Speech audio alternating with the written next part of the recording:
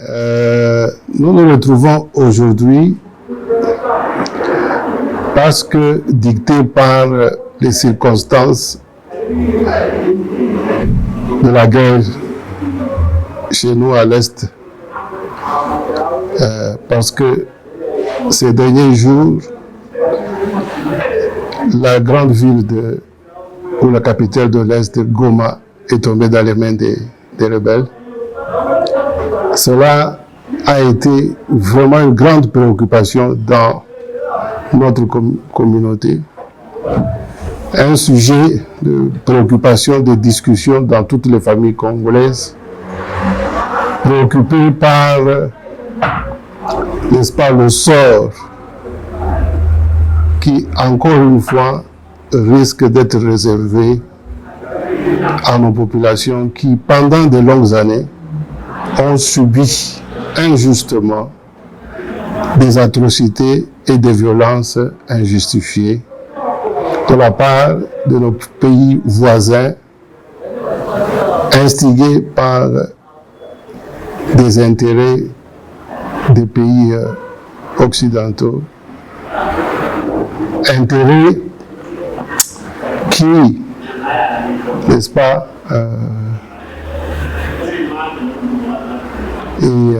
qui visent l'expropriation ou le pillage de nos richesses.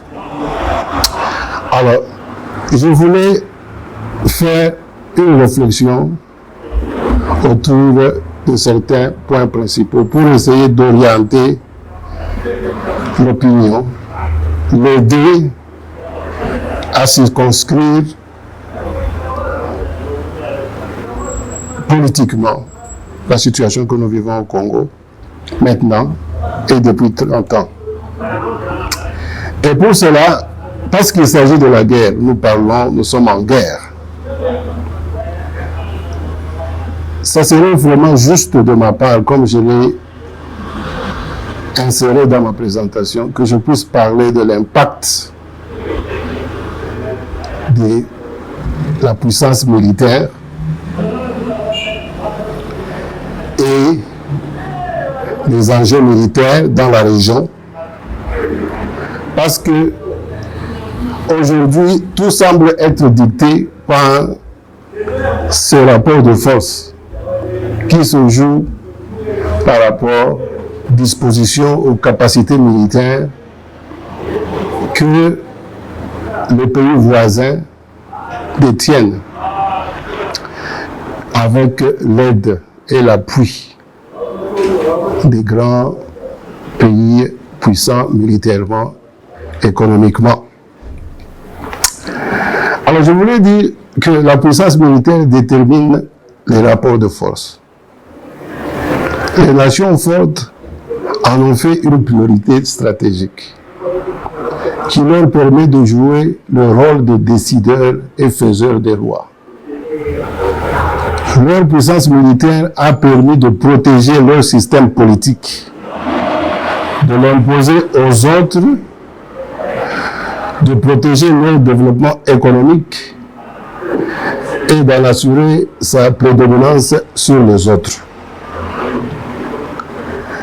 Dans le contexte des relations entre les plus forts et les faibles, les règles démocratiques sont imposées et validées par les États forts qui, malgré leur prétention d'être des nations de culture démocratique, ont imposé et protégé les plus longues dictatures, les dictatures les plus absolues et féroces, si pas sanguinaires, que le monde ait jamais connues, et particulièrement notre continent, l'Afrique.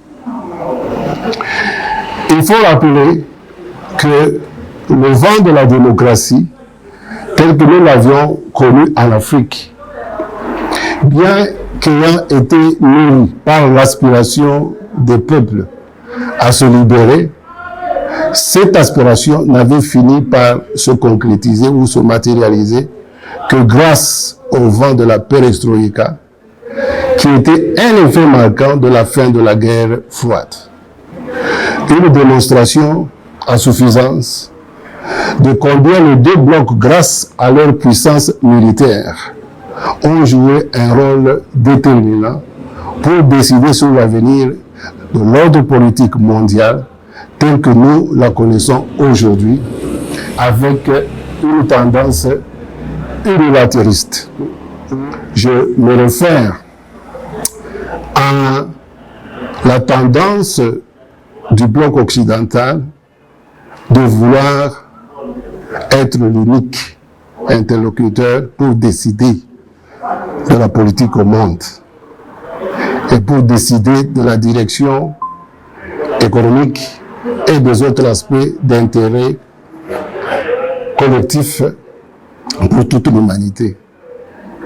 Ainsi donc la démocratie en Afrique, comme dans les pays qui en étaient les géniteurs, bien qu'étant une émanation de la volonté populaire qui en était la force motrice, ne pouvait se matérialiser sans le soutien direct et indirect des forces de l'ordre et des armées engagées à défendre le fonctionnement des institutions, leurs instaurations et exercices, si pas l'application des normes soient-elles démocratiques.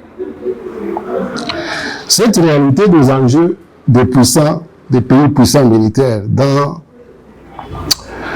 la démocratie est d'autant plus vrai dans l'ancien bloc communiste avec en tête la Chine, l'URSS, en Europe, aux États-Unis, en Asie, au Moyen-Orient.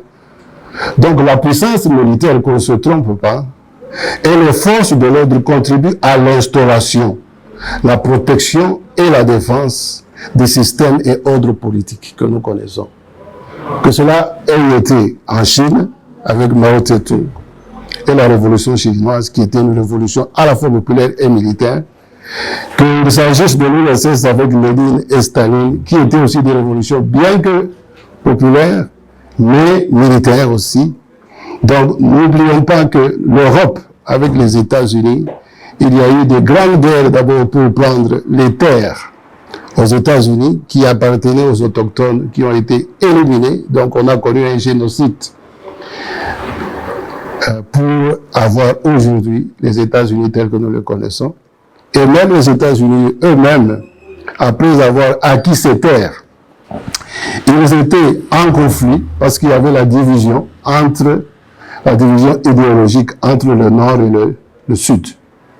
Alors il avait fallu que le Nord fasse la guerre au Sud pour que la démocratie telle que nous la connaissons aujourd'hui avec les États-Unis puisse avoir la chance d'être appliquée, instaurée et être l'ordre politique aux États-Unis.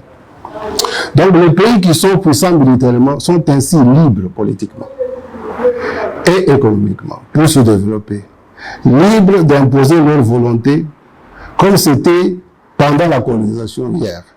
Cela est ainsi aujourd'hui, qu'on ne se trompe pas. Ces réalités n'ont changé que de forme.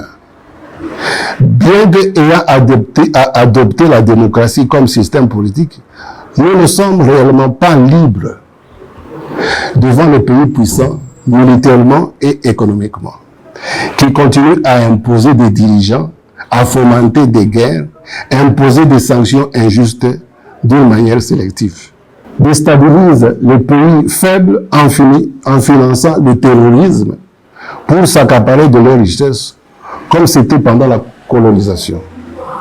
Une sorte de nouvelle guerre froide s'est, hélas, installée.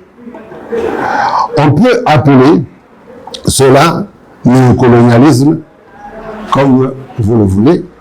Ainsi donc la démocratie ne nous a pas rendus libres, nous permet d'être considérés comme des égaux, malgré la bonne volonté. Seul le rapport de force compte enfin d'être considéré comme alliés, partenaires égaux, ou pays pauvres et dépendants malgré nos richesses.